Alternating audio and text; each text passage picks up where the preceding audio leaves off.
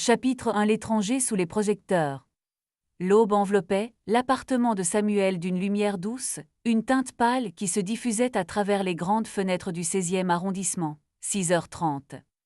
Le silence était presque palpable, une présence réconfortante dans cet espace épuré où chaque objet semblait avoir sa place précise, son utilité immuable. Samuel, assis en tailleur sur un coussin de méditation, les yeux clos, était une statue de sérénité. Une cicatrice fine, discrète, à peine visible sur sa tempe droite, racontait une histoire que son visage d'ordinaire impassible se refusait à dévoiler. La respiration lente et régulière de Samuel était la seule musique qui habitait la pièce. L'odeur discrète du thé matcha, dont il avait préparé l'infusion avec un soin méticuleux, flottait dans l'air. Sa routine matinale était une danse chorégraphiée de mouvements précis, des exercices de respiration, une infusion de thé dans une théière en fonte, un enchaînement fluide de thé-chi dans le salon baigné de lumière matinale. Ses gestes étaient contrôlés, presque ritualisés. Il prenait un soin particulier à déplier son tapis de méditation, chaque pli ayant sa place, son rôle spécifique dans l'ensemble. Après avoir terminé sa séance d'exercice, Samuel ouvrit un tiroir discret et retira une petite boîte en bois sombre. Ses doigts tracèrent la forme d'un motif abstrait gravé dans le bois. Il l'ouvrit lentement et sortit une vieille photo en noir et blanc. Le sourire d'un petit garçon semblait fixer le personnage avec une douceur mélancolique. Il ferma la boîte avec précaution et la rangea à sa place. La cicatrice sur sa tempe droite semblait avoir gagné en intensité. Ses doigts effleurèrent la zone, comme s'il tentait de dissiper un souvenir désagréable. 1 heure plus tard, le calme de l'appartement avait laissé place à l'effervescence des studios de télévision. Couloirs bruyants, lumière vive, discussions précipitées. Samuel, métamorphosé en homme d'écran, arborait un sourire professionnel et un costume impeccable. Les couloirs étaient un labyrinthe d'agitation, rempli d'accessoires, de câbles qui serpentaient au sol et de visages familiers. Une maquilleuse lui appliqua une poudre matifiante sur le front, dissimulant sa peau diaphane et masquant les cernes qu'une nuit agitée avait imprimées sous ses yeux. Il échangeait des plaisanteries avec le cadreur, posait avec patience pour un photographe de plateau. Ses collègues le saluaient d'un bref hochement de tête. Il semblait avoir pris l'habitude de ce personnage à part. Un léger voile de respect et d'envie teintait leur regard. Aucun d'eux ne s'aventurait cependant à une discussion qui n'ait un rapport direct avec le travail. Un silence distant existait entre eux comme un fossé invisible qu'aucun n'osait traverser. L'atmosphère bruyante du studio de télévision semblait une bulle étrange à la routine de son existence solitaire. Les gestes et les sons formaient un décor bruyant qui semblait contraster avec son silence habituel. Les bruits des voix et de la musique des différents studios voisins parvenaient jusqu'à lui comme un vague écho du monde extérieur. C'est à ce moment qu'elle apparut. Une femme au visage énergique et au regard vif qui se faufilait à travers les allées encombrées, l'air déterminé. Samuel Etienne, la voix de Claire était nette, presque trop vive pour l'heure matinale. Elle tendait une main franche, les yeux brillants d'une énergie communicative. Claire Dubois, votre nouvelle productrice. Samuel serra sa main d'une poigne douce, mais ferme, son regard un instant figé sur l'assurance de son interlocutrice. Claire dégageait une impression d'autorité naturelle, un mélange de curiosité et d'empathie. Sa manière directe et son assurance ne semblaient pas déstabiliser Samuel le moins du monde. La politesse du sourire qu'il esquissa ressemblait à un masque neutre. Un voile imperceptible avait recouvert la joie factice qu'il avait montrée quelques minutes auparavant. Une tension invisible semblait s'être installée entre eux. Enchantée, Madame Dubois. Sa voix posée et légèrement grave avait un léger accent qui trahissait une origine lointaine. Claire remarqua la façon dont il articulait chacun des mots avec une précision rare. Il gardait un léger sourire accroché aux lèvres, et ses yeux foncés exprimaient un mélange de respect et d'indifférence qui l'intrigua immédiatement. Son expression donnait l'impression qu'il n'accordait aucune importance aux paroles prononcées. Elle prit une note mentale de cette attitude et se jura d'en comprendre la raison. La répétition du programme télévisé débuta, un ballet d'agitation où chacun jouait son rôle à la perfection. Samuel se plaça face à la caméra, le sourire avenant, mais ses yeux restaient vigilants et presque impassibles. La tension palpable dans l'air était plus vive lorsqu'il entrait en scène. Sa manière posée et calme semblait contraster avec l'énergie fébrile qui emplissait le plateau. Son attitude, à la fois chaleureuse et distante, déstabilisait les différents collaborateurs. Lors d'un débat sur la politique d'immigration, un des invités utilisa des mots maladroits et acerbes, une phrase prononcée à voix haute, qui sembla avoir une résonance étrange chez Samuel. Ses sourcils se contractèrent imperceptiblement, une brève étincelle dans ses yeux habituellement calmes. Il prit une profonde inspiration et sa respiration se fit plus lente, comme s'il luttait contre une émotion intérieure. Sa mâchoire se crispa imperceptiblement, sa main se referma sur le pupitre avec une force à peine visible, comme s'il se retenait d'un geste brusque. Il reprit contenance et son ton resta égal et pondéré. Claire, assise dans la régie, remarqua l'instant de trouble qui avait traversé Samuel, sans parvenir à en deviner la cause. Son comportement, durant ces quelques instants, ressemblait à celui d'un homme au bord de la crise de nerfs. Son attitude intriguait Claire au plus haut point. La journée de tournage se termina, et les studios, peu à peu, se vidèrent de leur animation. Samuel, redevenu l'homme discret du matin, retrouva le silence de son appartement. Il ôta son costume impeccable et se laissa glisser dans un pantalon ample et un t-shirt de coton gris. Il prit une douche rapide, les muscles contractés et durs sous ses doigts. Le bruit de l'eau s'écrasant sur les carreaux lisses lui était un réconfort. En se regardant dans le miroir, il retira un instant le pansement qu'il portait sur son avant-bras gauche. Un tatouage à moitié effacé, complexe et sombre, le fixa avec la force d'un souvenir lancinant. Ses doigts effleurèrent la zone, comme s'il cherchait à faire disparaître le dessin à jamais. Puis, son visage redevint impassible et son mouvement lent. Il remit le pansement avec une détermination qui surprit son reflet. L'appartement était redevenu un cocon silencieux et anonyme, comme la pièce d'un musée que personne n'habitait vraiment. Le ciel s'assombrissait derrière les baies vitrées et les lumières de Paris commençaient à scintiller au loin. Il avait mis l'appartement en mode silencieux, c'était sa façon d'entrer dans une autre partie de son existence. Son ordinateur portable émit un léger signal sonore, un nouveau message était arrivé. Samuel se dirigea lentement vers son bureau et alluma son ordinateur. Une image apparut sur l'écran. C'était une photographie de Tokyo, une vue nocturne de la ville grouillante d'activité, une explosion de lumières et de mouvements. Le décor lui était étrangement familier, un appel venu de loin qu'il aurait préféré ne pas entendre. Le sujet du message, un simple mot écrit en japonais qui trônait au milieu d'une zone vierge, « Retourne à ta place ». Il lut et relut la phrase, comme s'il cherchait à comprendre la menace qu'elle sous-entendait. Le cœur de Samuel battait un peu plus fort, sa respiration était de plus en plus rapide et irrégulière. Le calme et la sérénité qu'il s'efforçait à maintenir se désagrégeaient à vue d'œil, tandis que les souvenirs remontaient en force, comme s'il était assailli par un tsunami. Un mélange d'effroi et de colère emplit soudain son regard. Il se laissa tomber sur le fauteuil, le souffle court. Son visage avait perdu ses traits lisses, la fatigue, la peur et l'angoisse avaient envahi les moindres de ses recoins. Ses doigts tremblaient légèrement et une larme glissa sur sa joue. Son calme semblait avoir déserté le lieu, comme s'il avait tiré un trait sur sa propre vie. Un gros plan sur la cicatrice de sa tempe laissa percevoir l'étendue du malaise qui venait de l'envahir. Son visage, contracté, était comme une sculpture de pierre, révélant une profonde souffrance. Une question se présenta à son esprit, qui m'a envoyé ce message et pourquoi maintenant? Chapitre 2 Les ombres de Tokyo. La pluie tambourinait contre la vitre de l'appartement d'Akira, rue des Rosiers, 14H15. Un après-midi parisien baigné d'une lumière grise qui semblait vouloir étouffer la ville. L'intérieur était un capharnaüm de culture japonaise.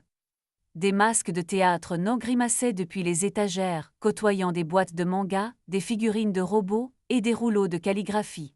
Le parfum intense du thé vert envahissait la pièce, lourd et entêtant. Samuel, habituellement si posé, fixait le chaos avec une expression de profond malaise. De son côté, Akira, les yeux perdus dans le vague, manipulait nerveusement un katana en bois, son mouvement d'une fluidité étrange et hypnotique, tel un rituel secret et obscur. Une vieille musique japonaise résonnait en sourdine, créant un environnement à la fois intime et déstabilisant. Un écran d'ordinateur allumé projetait sa lumière bleue dans l'atmosphère oppressante de cette petite pièce, unique symbole de la modernité. Ce message. Il y a quelque chose, murmura Samuel, brisant le silence de façon inattendue, ses doigts caressaient la surface froide de son téléphone portable. Ce n'est pas juste une menace, il y a une sorte de code, je le sens. Akira cessa ses mouvements, le katana immobile entre ses mains. Un code.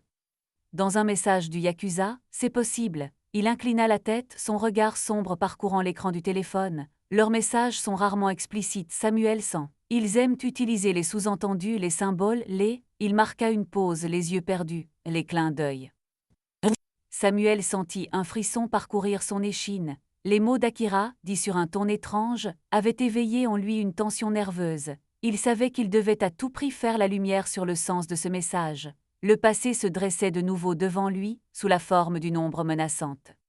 Il cherchait la faille, le point faible qui le déstabiliserait. La sérénité qu'il avait acquise, au prix d'années d'efforts, vacillait comme la flamme d'une bougie dans la nuit. Akira s'assit devant son ordinateur, ses doigts effleurant le clavier avec la rapidité d'un pianiste. Le bruit rythmique des touches emplit la pièce, une cadence hypnotique qui semblait vouloir imposer une nouvelle dimension au temps. Il observa les chiffres, les lettres, et le rendu de la photo qui accompagnait la phrase en japonais. Les lignes de code défilaient sur son écran comme les souvenirs d'une vie qu'il n'avait pas vécue, comme la matérialisation des ombres qui le hantaient. Son visage prit une expression que Samuel ne lui connaissait pas. Son sourire léger se transformait peu à peu en une fascination inquiétante, tandis que les lignes se faisaient plus nettes, comme si une vérité se présentait à lui, à travers ce labyrinthe de symboles et d'inconnus. Il se laissait emporter par l'enquête, telle une plongée dans les profondeurs marines. Samuel observait les mouvements du jeune homme, une pointe d'inquiétude traversant son regard. Chapitre 3 Le pacte des tatamis. 2h17 du matin. La ruelle derrière le bar du 11e arrondissement exhalait un parfum aigre de détritus et d'urine stagnante. Des poubelles renversées gisaient comme des cadavres éventrés, laissant déborder des restes de la soirée. Samuel était là, appuyé contre un mur tagué de graffitis criards. Le sang lui coulait du nez, le front tailladé par une entaille superficielle mais inquiétante. Ses vêtements d'ordinaire si soignés étaient déchirés. Le choc de l'agression le laissait groggy, les sens encore en alerte. Des images désordonnées tournaient dans sa tête, le goût métallique du sang, le contact de la chaussure sur son visage, la surprise du coup. Claire apparut, essoufflée, courant dans la ruelle. Son visage était illuminé par la faible lumière de la lune, révélant un mélange d'inquiétude et de peur. Elle s'agenouilla près de lui, les mains tremblantes. Ses yeux grands ouverts contemplaient le visage meurtri de Samuel, la cicatrice à sa tempe semblant plus sombre sous cette lumière violente. Derrière elle, les silhouettes de 3 hommes se fondaient dans l'obscurité. Les agresseurs avaient disparu, avalés par le silence de la nuit, comme des prédateurs nocturnes. Un peu plus loin, au seuil d'une entrée d'immeuble, Akira les observait en silence, ses yeux brillant de façon étrange dans la nuit. Sa silhouette fine était immobile, comme un spectateur absent, son regard perdu dans le vide. « Samuel, mon Dieu, qu'est-ce qu'il s'est passé ?» demanda Claire, sa voix emplie d'une tension extrême. « Des regrets tardifs » répondit Samuel, sa voix éraillée par l'impact des coups. Il cracha un peu de sang sur les pavés. La douleur était vive, mais ce qui l'inquiétait le plus était la rapidité et l'efficacité de l'attaque, ainsi que la méthode employée, aucune improvisation, aucune parole. Une rage sourde le consumait, la sensation d'avoir été manipulé, et qu'une partie de son passé tentait, une fois de plus, de le rattraper. Claire l'aida à se redresser, son corps toujours tremblant, sa peur presque palpable. Il refusait le contact de sa main. Il sentait les forces vives de son corps se réveiller, comme un animal blessé et en colère. « Ce n'est rien », souffla-t-il, se dégageant de sa prise avec une détermination glaçante qui la laissa figée de surprise. Ses traits étaient devenus durs, ses yeux brillaient d'une rage qu'elle ne lui connaissait pas. Une part de lui était apparue au grand jour, et Claire la découvrait déroutée, terrifiée. « On doit aller à l'hôpital, immédiatement », insista Claire, la panique commençant à monter. Son souffle était court. Le bruit lointain des sirènes, perçu à peine, ajoutait à la pression. Les épreuves que Samuel avait endurées étaient la confirmation que son histoire était un enfer. La brutalité des actes, sa capacité à absorber la violence, autant d'éléments qui lui faisaient froid dans le dos. Un doute la rongeait, était-elle en danger en étant à son côté? Non, Samuel avait retrouvé une force et une présence qu'elle n'aurait pas imaginée. Le ton était dur, le regard froid, le choix implacable. Pas là-bas. Les mots étaient brefs, prononcés comme un ordre. Ses yeux avaient quitté ceux de Claire pour se fixer sur un point précis au loin. L'hésitation disparut aussitôt, balayée par une vague d'agressivité. Son regard s'était obscurci, durci. Quelque chose s'était brisé chez lui. Ses poings étaient serrés, une veine pulsait sur sa tempe comme un message codé que seule la cicatrice à sa tempe semblait pouvoir déchiffrer. « On y va !» Il n'attendit pas sa réponse et la prit par le bras. Sa prise était forte, mais déterminée. Sans dire un mot de plus, Samuel traversa la ruelle d'un pas décidé, ignorant les protestations de Claire. Sa détermination était palpable. Le passé était revenu frapper à sa porte, mais la peur avait fait place à la décision. Leur fuite l'avait entraîné. Akira les attendait toujours, silencieux dans l'embrasure de la porte.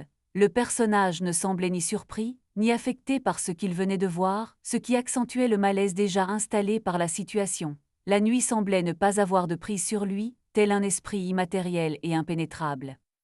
L'appartement d'Akira était un véritable sanctuaire dédié à la culture japonaise. L'odeur âcre du thé vert, les nattes de tatami et la collection d'objets traditionnels emplissaient la petite pièce. Des affiches de cinéma de samouraïs côtoyaient des masques de théâtre no, tandis que des estampes anciennes ornaient les murs jaunis par le temps. Des photos, des livres, des manuscrits étaient rangés en désordre, sur des étagères bancales, où jonchait le sol, sans ordre apparent. Le tout était éclairé par de petites lampes de papier, projetant des ombres dansantes, telles des apparitions d'esprits. La pièce exhalait une atmosphère mélancolique, mystérieuse et presque sacrée. Claire se sentait hors du temps et de l'espace, perdue dans un monde à la fois attirant et inquiétant.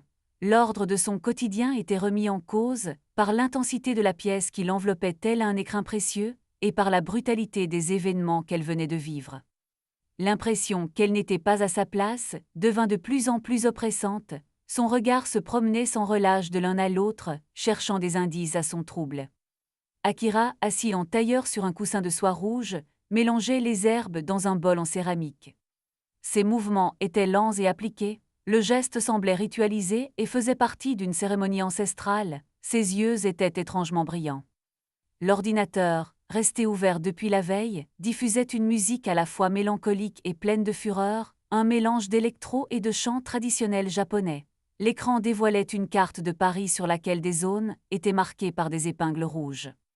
Son visage était à la fois celui d'un enfant rêveur et celui d'un esprit malicieux, son comportement l'inquiétait et la troublait. Elle avait l'impression d'être entrée dans un autre monde où les codes n'étaient pas les mêmes. Le calme qui semblait émaner du lieu était une illusion, comme un mirage déformé. « Vous avez l'air mal en point », lâcha Akira, brisant le silence avec une indifférence polie, tout en levant les yeux sur Samuel. Une légère trace d'amusement flottait sur ses lèvres, comme s'il venait d'assister à une représentation amusante, et non à une agression particulièrement violente. Sa voix était feutrée, un léger sourire était apparu au coin de sa bouche. Sa réaction fut celle d'un spectateur détaché, ce qui ajoutait un côté froid et inquiétant au personnage. « Les Gaijins ne sont pas très polis », ajouta-t-il en regardant Claire, son regard lourd de sous-entendu. Le mot prononcé avait une connotation péjorative à un étranger. Claire frémit à cette allusion déplacée. Samuel fit un signe de tête, son visage figé par une détermination froide. Il s'approcha d'une table basse en bois laqué et déposa un dossier. Des photos, des schémas et des notes en japonais s'y trouvaient, tous liés à l'organisation du yakuza parisien. Chaque élément révélait un peu plus de l'ampleur de la situation. La complexité du schéma mettait en lumière des zones obscures et d'importantes connexions à Paris et au-delà. Claire se sentit prise de vertige, un réseau d'influence de lieux d'hommes comme une pieuvre invisible. Sa gorge s'était serrée, comme par la peur de ce qu'elle découvrait. La réalité du monde secret de Samuel devenait de plus en plus concrète. « Ce sont eux », dit Samuel en désignant une photo montrant des hommes dans un hangar à Aubervilliers. Son index glissa vers un autre cliché dévoilant une salle de jeu clandestine à Montmartre. Ses traits crispés laissaient entrevoir une colère qui se contenait difficilement. Chaque information ajoutée à l'enquête le faisait trembler de fureur. « C'est le groupe qui a voulu me faire peur. Les mêmes qui m'ont attaqué. » Ses yeux brillaient d'une flamme nouvelle. Les gestes qu'il faisait pour se maîtriser avaient quelque chose d'effrayant. Son attitude, sa voix, les regards qu'il adressait à chaque élément, avaient tous la même signification. Il n'était pas celui qu'il prétendait être. Ses manières douces et son côté avenant cachaient en fait un véritable guerrier, dont la soif de violence semblait ne demander qu'à exploser. Claire fit quelques pas en arrière, terrifiée. Elle revoyait le moment de l'agression, son visage tuméfié, les gestes vifs et précis, le sang. Elle comprenait à quel point elle avait ignoré la face obscure de son ami.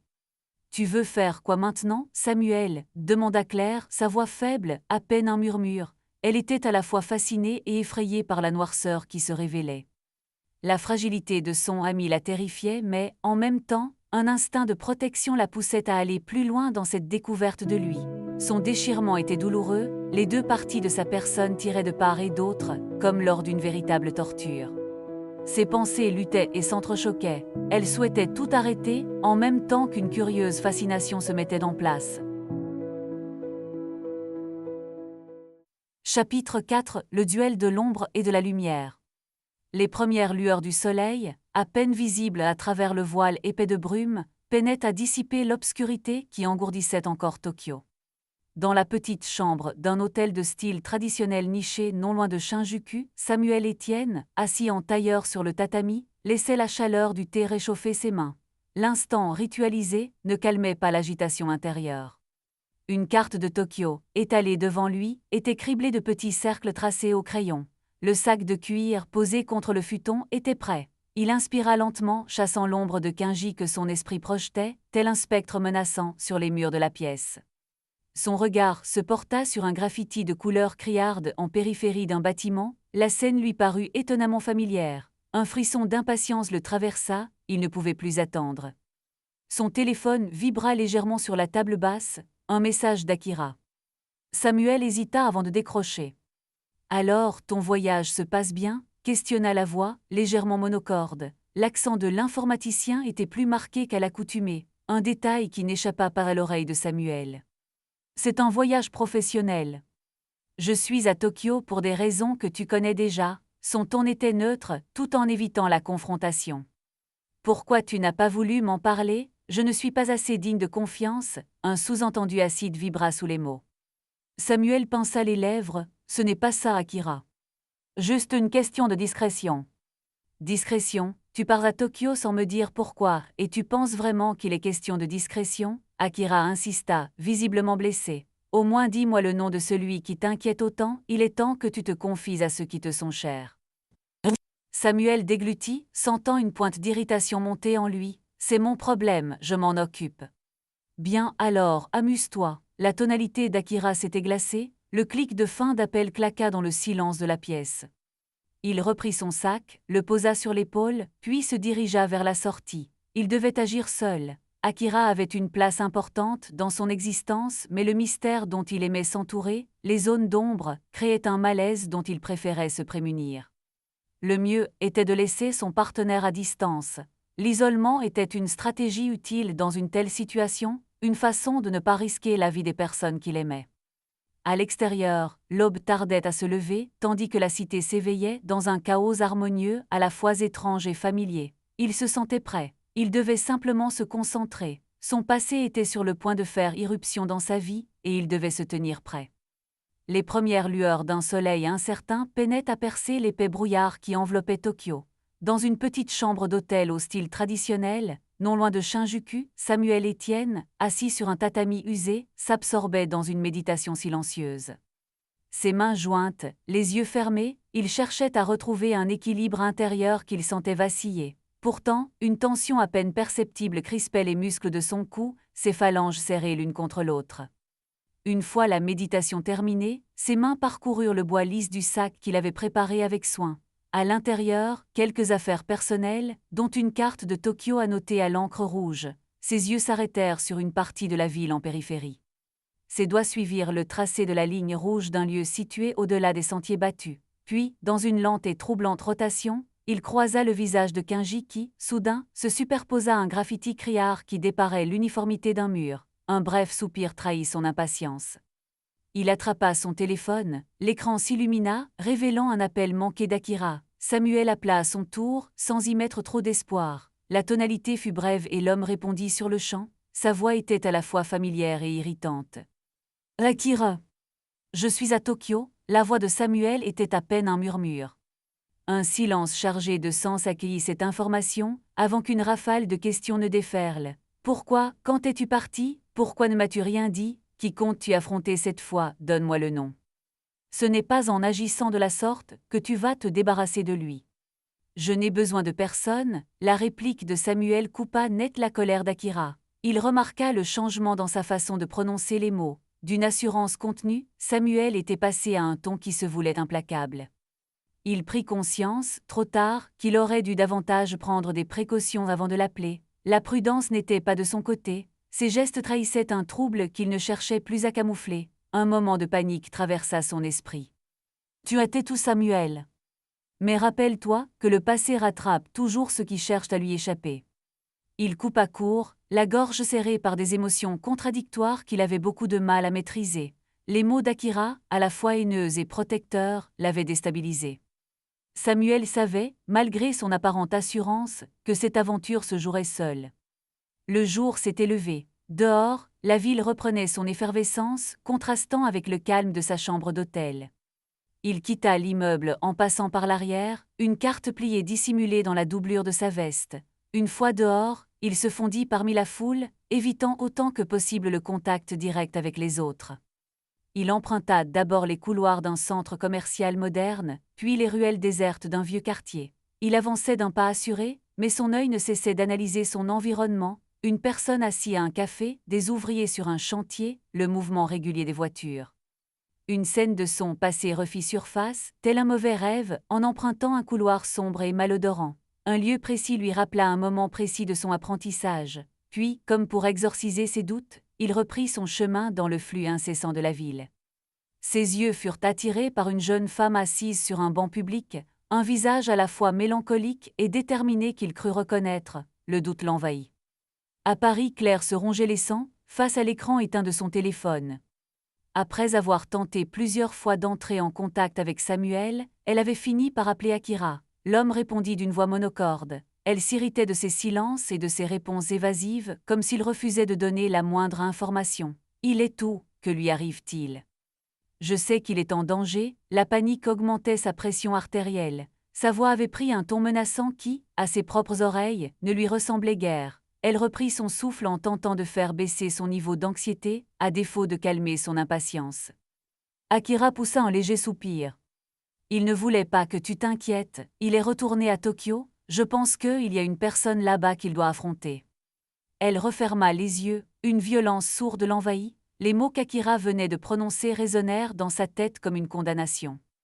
Claire se maudit d'avoir autant insisté. L'attitude à la fois hautaine et mystérieuse d'Akira l'agaçait. « Espèce d'idiot, pourquoi l'avoir laissé partir seul ? Il faut absolument que j'y aille. »« Ce n'est pas une bonne idée.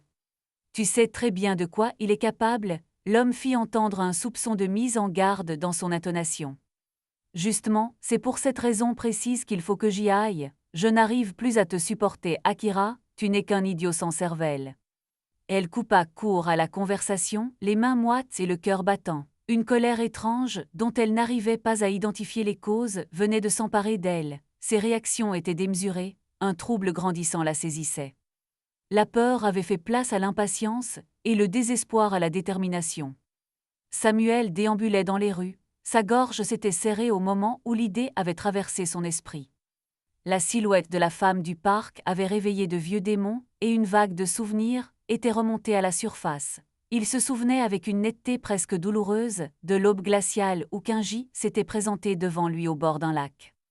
Il ressentait le froid sur sa peau et la dureté du bois des cannes qui cognait violemment contre son corps. Il se souvenait également de la façon dont les paroles avaient été prononcées, douces et mesurées. « Tu veux t'en aller, tu crois que tu peux échapper au poids de tes actions. La famille, c'est pour la vie Samuel, et ce n'est pas en t'enfuir que tu parviendras à effacer ton passé. Tu es à moi, Samuel, tu seras à jamais à nous. » Puis son visage s'était approché du sien, un sourire étrange soulignant son regard d'acier. Le sang s'était mis à bouillonner à l'intérieur de lui, comme pour l'inciter à réagir. Il se souvenait s'être juré, juste après, de ne plus jamais se retrouver dans une telle situation, en implorant tous les dieux que ce mauvais moment soit, à jamais, le dernier. Sa réaction, malgré sa peur, était pleine de force et de dignité. Et pourtant, le voici de nouveau, contraint d'affronter une ombre qu'il avait pourtant cru définitivement chassée. Les souvenirs étaient aussi vivaces que s'ils s'étaient déroulés la veille. Il s'arrêta dans un parc isolé. Ses gestes devinrent amples et rapides, comme une danse d'ombre. Il ferma les yeux quelques secondes, en se concentrant sur le bruit du vent. Puis, il entama une série de mouvements qui mêlaient l'agilité d'un danseur et la précision d'un assassin. Une chorégraphie silencieuse se déroula dans le calme du parc, sous le regard attentif de quelques oiseaux dissimulés parmi le feuillage. Les gestes amples et gracieux révélaient un art invisible et terrifiant, la force des mouvements résonnait à travers tout son être. Un murmure qu'il crut ne pas prononcer sortit de sa gorge, « Tu ne peux pas fuir ton destin ». Ces mots lui étaient propres, ce n'étaient plus les paroles de Kinji qu'il prononçait à présent. Cette réflexion avait pris une toute autre résonance, elle révélait désormais la peur qui le paralysait. Sa méditation silencieuse lui avait permis de faire son choix. Il ne cherchait plus à fuir, il ne pensait plus qu'à se battre. Claire traversa l'aéroport de Tokyo d'un pas vif. La confusion qui l'habitait contrastait avec sa détermination, elle prit un taxi. Le chauffeur la regarda à travers son rétroviseur en souriant. Ses sourcils fins dessinèrent une moue de perplexité lorsqu'elle essaya de lui expliquer la direction souhaitée. Ils se mirent à parler, chacun dans sa propre langue, jusqu'à ce que, résignée, elle n'abandonne le combat. Un simple numéro de rue écrit sur un bout de papier fil à faire. Les minutes lui parurent des heures. Les lumières des buildings traversaient sa conscience comme des taches multicolores dans une obscurité infinie. Ses pensées se bousculaient, son inquiétude, la culpabilité de n'avoir pas mieux agi, son amour pour un homme capable d'autant de force que de tendresse. À cet instant, elle réalisait qu'elle était prête à tous les sacrifices afin de le protéger. « Tu n'es pas seule », murmura-t-elle en refermant les yeux. L'angoisse était à son comble. Elle serra son sac contre elle avec une telle force que ses jointures en devinrent blanches. Samuel composa un numéro qu'il avait appris par cœur. Claire répondit presque aussitôt. « Samuel, où es-tu ? J'ai eu tellement peur », la voix de Claire tremblait légèrement. Il remarqua ses difficultés à enchaîner les mots, mais il apprécia sa réaction instinctive, en dépit de la violence qu'elle avait perçue. « Je dois affronter Kinji, tout sera terminé après ça », sa voix hésita, entre fermeté et hésitation. Il ne voulait pas faire peur, mais les mots lui parurent trop pesants pour être prononcés d'un seul trait. Ses hésitations ne lui ressemblaient pas, mais il se pardonnait cet écart, son cœur battait à la chamade. « Rose, dis-moi où je veux t'aider. » La phrase resta en suspens, un long silence ponctuant la fin de la conversation. Samuel hésita, avant de fournir des indications approximatives. Sa voix était devenue rauque et dure, son accent s'était affirmé. La colère prenait le pas sur sa tendresse à présent. « Reste loin de moi. » Ce n'est pas ta guerre, le ton était ferme, les mots sans ambiguïté, ses sentiments pour elle s'exprimaient pourtant dans sa voix. Le ton impérieux qu'il avait employé lui servait à se protéger lui-même, il lui donnait l'occasion de la mettre, malgré elle, hors de portée des affrontements qui se profilaient à l'horizon. Puis un silence glacé envahit le combiné. Samuel sentit son corps se raidir et ses doigts se refermer sur le portable, avec une violence disproportionnée. Ses doigts avaient blanchi au contact du plastique. Claire était inquiète, sa respiration devenait de plus en plus difficile, son cœur battant à tout rompre. Des torrents d'émotions se mêlaient à la peur que la dernière phrase prononcée par son ami venait de révéler. Les sentiments les plus contradictoires se mélangeaient et se combattaient en elle. Ses pieds ne touchaient plus le sol, son esprit dérivait. Elle avait perdu la maîtrise.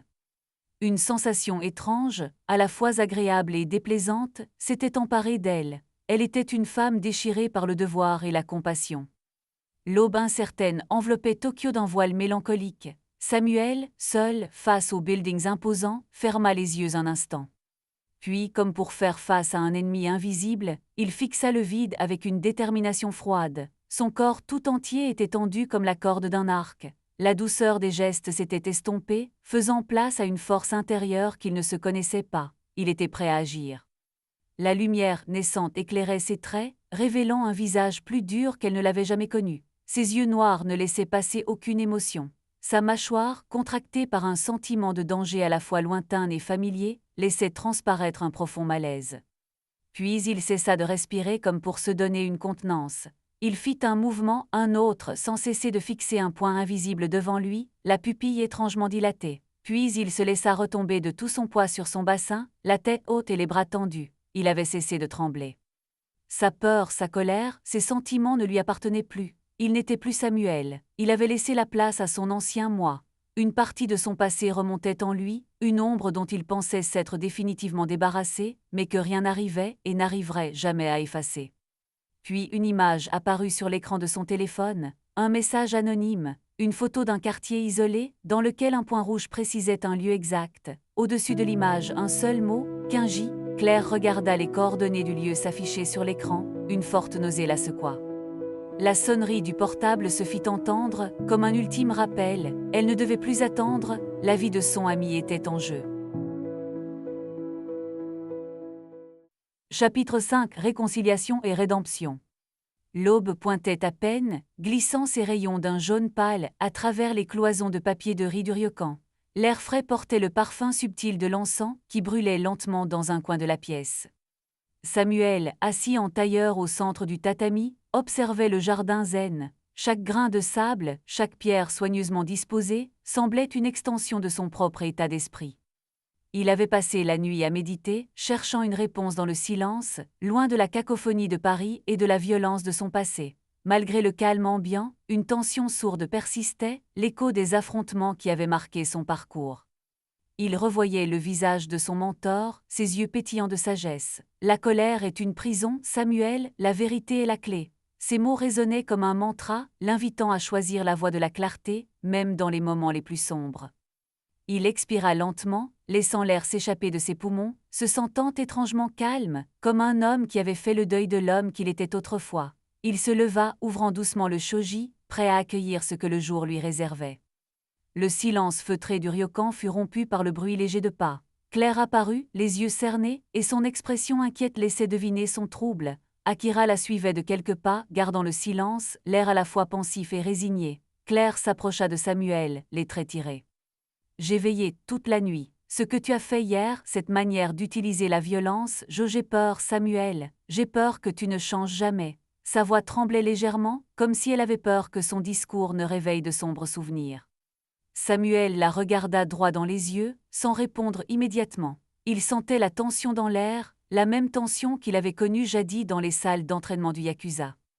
Il savait que la voie qu'il avait choisie ne serait pas simple, que son passé le poursuivrait toujours d'une manière ou d'une autre, mais son choix était fait. Il y a d'autres chemins que ceux qui nous mènent à la violence, Claire. J'ai passé ma vie à fuir, cette fois je vais assumer.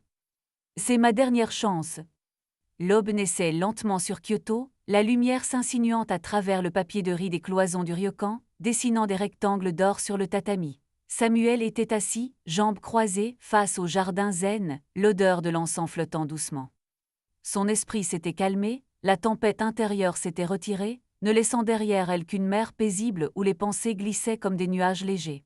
Une sérénité habitait son regard, comme si l'âme tourmentée de l'ancien Yakuza s'était enfin résolue à laisser la place à l'homme de paix. La porte coulissa doucement et Claire apparut, le visage encore marqué par l'inquiétude de la nuit. Derrière elle, Akira se tenait, étrangement silencieux, la tête baissée. Ils s'étaient regardés en silence pendant un long moment, avant que Claire ne s'approche, une question muette dans les yeux. « J'ai médité une partie de la nuit, » dit Samuel d'une voix calme, sans la moindre trace d'amertume. « J'ai revu les images de mon passé défiler, les erreurs et les souffrances, j'ai compris la vanité de la violence et j'ai pris une décision. » La violence encore, elle, souffla Claire. Ses bras s'étaient croisés sur son torse, une manière de protéger un cœur meurtri.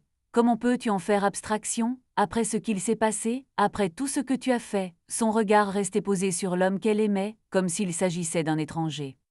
Samuel inspira profondément. J'ai compris que la violence appelle la violence. Mon mentor spirituel m'avait enseigné, il y a longtemps, que la vérité, même crue, peut soigner les blessures. La vengeance ne fait que les rouvrir. J'ai compris que je ne pouvais pas me laisser diriger par les peurs et les remords. Quingy a besoin de comprendre ça. Akira releva la tête, un sourire timide se dessina sur ses lèvres. Alors, quelle est ta stratégie? Nous demanda-t-il, avec un mélange d'excitation et de prudence. Samuel expliqua calmement son plan, déstabilisant par sa logique implacable. Il faut lui montrer que ce que je cherche, ce n'est pas sa destruction mais la fin d'un cycle, pas le mien, mais le nôtre. Un jardin isolé, loin du tumulte de la ville, avait été choisi comme lieu de la rencontre. Le soleil montait dans le ciel, baignant d'une lumière douce les mousses et les pierres lisses. Quingy attendait, l'expression sombre et impénétrable. Ses mains étaient jointes derrière le dos et le léger vent caressait son kimono noir. Samuel s'avança lentement vers lui, sans la moindre agressivité, laissant derrière lui ses deux amis, qui observaient la scène interdits. Le silence pesait lourd. l'affrontement était enfin arrivé, même s'il prenait une tournure inattendue. « Je suis venu vous parler », commença Samuel, brisant l'attente. Son regard était direct et empreint d'une forme de sérénité qui surprenait. « Je ne vous ferai pas de mal parce que je ne vous hais pas. » Kinji ricana, ses lèvres se tordant en un sourire amé. « Que vous êtes naïf, jeune homme.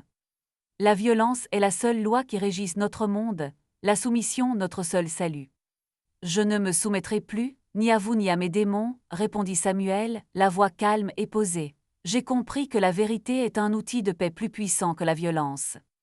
Je suis parti pour fuir cette destinée que vous avez choisie pour moi. J'ai découvert que j'étais capable d'aimer et de ressentir de la compassion. Ce que vous me proposez est un retour en arrière, une autre forme de servitude. » Kinji semblait surpris par ces mots qui déstabilisaient le cours de leur entrevue. « Ma seule ambition est de transmettre à la nouvelle génération le devoir que mon clan m'a confié, vous en faites partie, que vous le vouliez ou non. »« Vous vous trompez, » dit Samuel.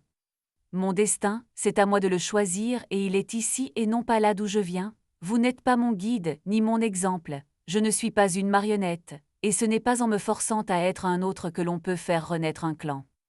La peur et l'obéissance sont le socle de votre vision du monde. Je crois, à présent, que la fraternité est bien plus solide. La haine nous a détruits, elle nous a séparés, j'ai choisi la voie de l'espoir afin de me reconstruire, et vous avec moi, si vous le voulez. » Le vieil homme avait l'air désemparé, comme si le sens de sa vie s'était soudainement évanoui. Il comprit, en l'espace d'un éclair, qu'il ne tenait à la pérennité de la tradition que par une forme de respect aveugle et inconscient de sa propre histoire personnelle. Les mots de Samuel avaient agi tel un coup de tonnerre et sous le choc de cette brusque révélation, Kinji se mit à trembler. Il accepta, la voix brisée, l'idée de choisir une autre voie. De retour à Paris, la vie semblait reprendre son cours habituel. Samuel, réinstallé dans son appartement, contempla le paysage urbain, le même qu'il avait déjà vu des milliers de fois, et pourtant, il avait le sentiment que quelque chose de profond avait changé. Ce n'était pas un retour en arrière, mais une forme de réconciliation avec soi-même et ses origines. Il annonça à Claire, en buvant une tasse de thé, son intention de quitter la télévision. « Ce monde n'est pas fait pour moi, » admit-il, « mais j'ai appris à maîtriser ma communication. Je vais créer ma propre société de production et proposer des contenus plus fidèles à ce en quoi je crois. J'ai compris qu'il ne servait à rien de me battre pour des idées qui n'étaient pas les miennes. Je veux montrer l'espoir aux autres et prouver que rien n'est jamais acquis. » Claire posa délicatement sa main sur la sienne. « Je crois en toi, je serai là à tes côtés. Ton courage, c'est ce qui te définit le plus, il était temps que tu le reconnaisses, tu n'es plus seul. » Ses yeux, habituellement si pétillants, étaient chargés d'une forme de tristesse, mais la conviction régnait dans sa voix et dans son sourire. Akira, plus discret que jamais, annonça sa décision de retourner au Japon. « J'ai fait mon chemin ici, je crois qu'il est temps que j'aille vivre auprès des miens. Tes mots m'ont profondément touché, Samuel San. Je pense que tu as fait le bon choix et que ton destin est hors du commun. » Il baissa le regard, afin de cacher l'émotion qui l'avait envahi. Samuel, seul, s'assit au centre de son salon et médita, comme lors du chapitre d'ouverture. Le soleil entrait par les fenêtres et illuminait sa cicatrice et ses mains calmes. Cette fois, aucun fantôme du passé ne le tourmentait. Les questions n'étaient plus source d'angoisse, ses doutes s'étaient évanouis. Il se sentait complet, enfin en paix. Ses yeux se posèrent sur un parchemin japonais soigneusement plié qu'il conserva dans le tiroir de sa commode. Il l'ouvrit et un sourire illumina son visage à la lecture de la phrase de son ancien mentor « La voix est en toi, laisse ton cœur te guider ». Le chemin de Samuel s'était enfin éclairé. Il comprenait que le voyage, en réalité, ne faisait que commencer.